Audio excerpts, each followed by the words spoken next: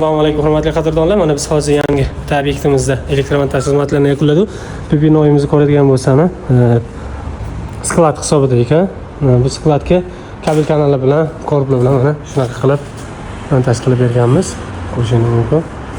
Patologimiz panel bo'lganligi uchun polni tashqi montaj qilganmiz. Kabel kanallar bilan asosiy kabel kanallarimiz choklariga e'tibor beramiz.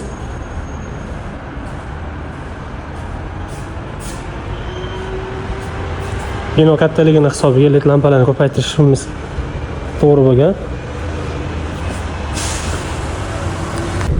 Binoga kiraverishimizda mana выключательlarimizni qilib berganmiz, ya'niki har bir выключатель alohidadan bo'limni o'chirib yoqishlikka ishlaydi. Mana birinchi выключателimiz birinchi bo'limni o'chirib yoqishlik uchun, ikkinchisi 2 ga, 3 va 4 o'chirib yoqishligimizga kerak bo'ladi.